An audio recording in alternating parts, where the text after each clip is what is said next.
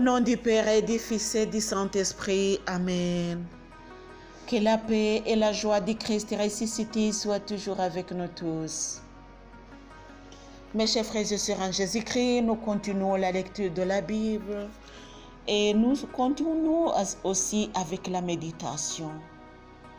Puisque nous savons que la Bible, ce n'est pas un roman, ce n'est pas aussi un récit, ce n'est pas une histoire comme tant d'autres histoires. Nous savons que la Bible, c'est un message de Dieu. C'est un livre béni, un livre qui contient le message provenant de la bouche du Seigneur. Lisons tout en méditant. Mes chers frères et sœurs en Jésus-Christ, vous êtes en compagnie de Marie-Louise Omomalalongo.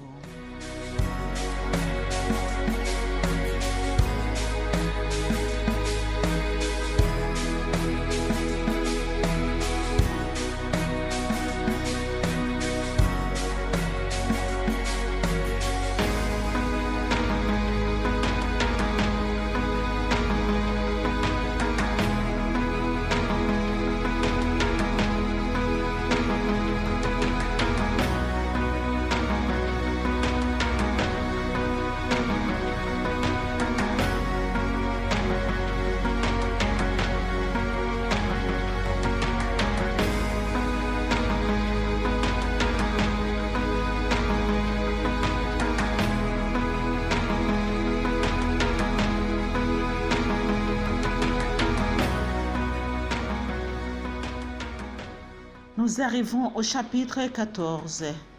Abraham, le roi, et Melchisedec. Au jour d'Amraphé, roi de Dahomey, roi d'Élam, et de Tidéa, roi de Goïm, firent la guerre à Béra, roi de Sodome, et Bicha, roi de Gomorrhe, à Shinéa, roi d'Adma, à Chimévé, roi de Kevoïm, et au roi de Béla, c'est-à-dire Koar. Ces derniers devaient tout faire leur jonction vers la vallée de Siddim, c'est-à-dire la mer Salée. Pendant 2 ans, ils avaient servi Kedorlaomer, mais ils s'étaient dévortés la 3e année, la 14e année de Kedorlaomer vint avec les rois qui l'accompagnaient, de bâtir les Réphaïtes. Ashtaro, Kalnaïm, les Zouzites, Aham, les Émites, Achawi et Kuyaltaïm, les Horites dans leurs montagnes, en Séir, jusqu'à Eilaparan, qui est près du désert, puis ils revirent vers Mishpa, c'est-à-dire Kadesh. Ils ravagèrent toute la campagne Américites et même les Amorites habitant Hassasol Tamar. Alors le roi de Sodome s'avança et le roi de Gomorrhe, d'Adma, de Sévoïm et de Béla, c'est-à-dire quoi, ils disposèrent à combattre contre eux dans la vallée de Siddim, contre Kedorlaomer, roi d'Élam, Tidéa, roi de Goïm, Amrapha, roi de Shinéa, Ariok, roi de Lassar, 4 rois contre 5. La vallée de Siddim était creusée de puits de bitume dans leur fuite. Les rois de Sodome et de Gomorrhe tombèrent. Ceux qui restèrent s'enfuirent dans la montagne. On prit tous les biens de Sodome et de Gomorrhe, tous leurs virent et on partit. On prit Lot le neveu d'Abraham avec ses biens et on partit. Lot habitait à Sodome et envoya 120 pour porter la nouvelle à Abraham, hébreu, qui demeurait aux chaînes de Mamré. L'Amorite, frère de Shchlol et d'Ané, ils étaient les alliés d'Abraham. Dès que celui-ci a pris la capture de son frère, il y mit sur pied 318 de ses vassaux liés de naissance à sa maison. Il mena la poursuite jusqu'à Dan. Il y répartit ses hommes pour assaillir de nuit les ennemis. Il les battit et les poursuivit jusqu'à Ova, qui est au nord de Damas.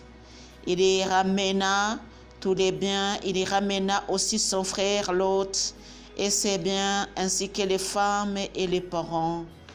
Les rois de Sodome s'avancent vers la vallée de Shawe, c'est-à-dire la vallée des rois, à la rencontre d'Abraham qui revenait victorieux de Kedaraomer et des rois qui l'accompagnaient.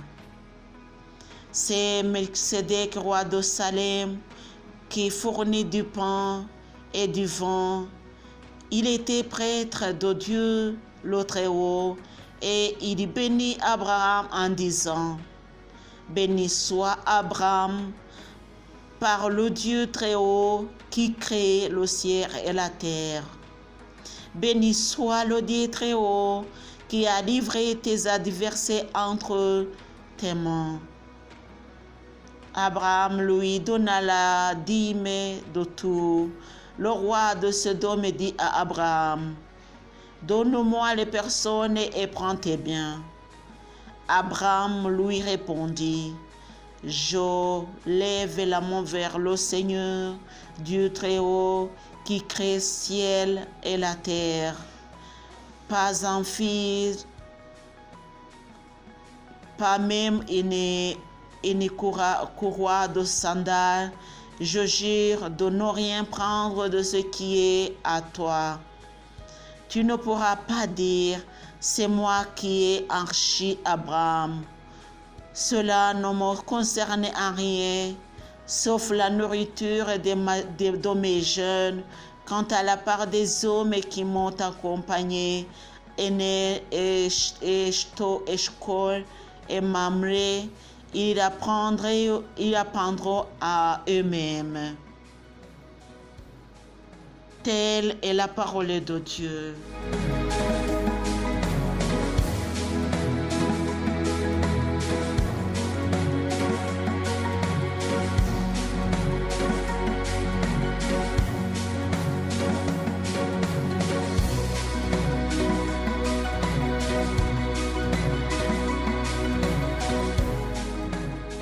Mes chers frères et sœurs en Jésus-Christ, continuons la lecture avec le chapitre 15 du livre de la Genèse. Dieu et Abraham, promesse et alliance. Continuons la lecture. Après ces événements, la parole du Seigneur fut adressée à Abraham dans une vision. Il lui dit: ne crains pas, Abraham, c'est moi ton bouclier. Ta solde sera considérablement accrue. Abraham répondit: Seigneur Dieu, que me donneras-tu? Je m'en vais sans enfant, et l'héritier de ma maison, c'est Eliezer de Damas. Abraham dit: voici que tu ne m'as pas donné de descendance, et c'est un membre de ma maison qui doit hériter de moi. Alors le Seigneur lui parla en ces termes: ce n'est pas lui qui héritera de toi, mais celui qui sortira de tes entrailles héritera de toi. Il le mena dehors et lui dit: contemple donc le ciel, compte les étoiles, si tu peux les compter. Puis il lui dit, telle sera ta descendance. Abraham eut foi dans le Seigneur et pour cela, le Seigneur le considéra comme juste. Il lui dit, c'est moi le Seigneur qui t'ai fait sortir d'Ur des Chaldéens pour te donner ce pays en possession. Seigneur Dieu, répondit-il, comment saurais-je que je le posséderai? Il lui dit, procure-moi une génisse de 3 ans, une chèvre de 3 ans, un bélier de 3 ans, une tourterelle et un pigeon. Abraham lui procura tous ces animaux, les partagea par le milliers et plaça chaque partie en face de l'autre. Il ne partagea pas les oiseaux. Des rapaces fondirent sur les cadavres, mais Abraham les chassa. Au coucher du soleil, une torpeur saisit Abraham.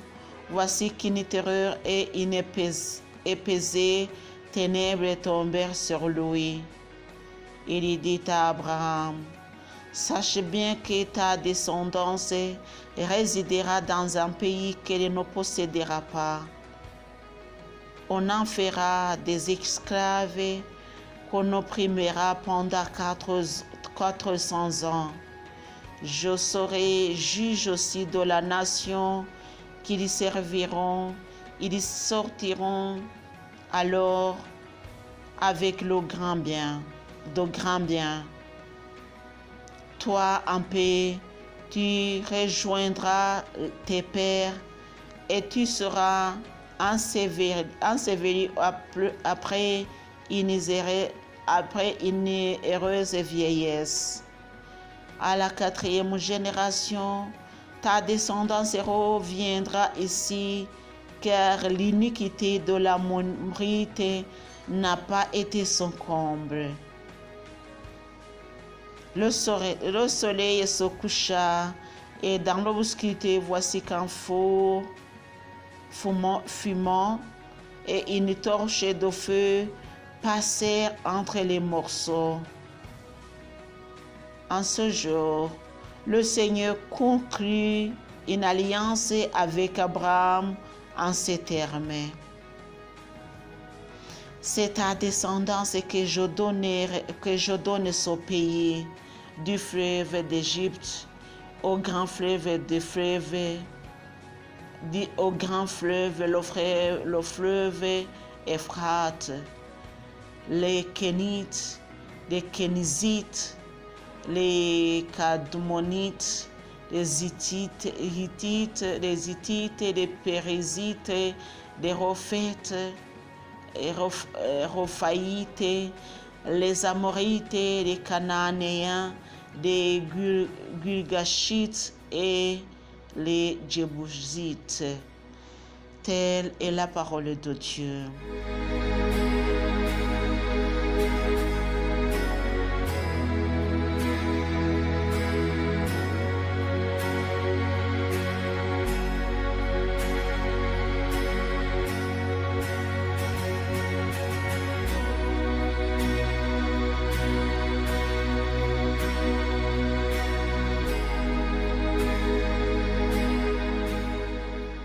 Mes chers frères et sœurs en Jésus-Christ, continuons à méditer sur la bonté du Seigneur et aussi à la promesse faite à Abraham et de sa descendance à jamais.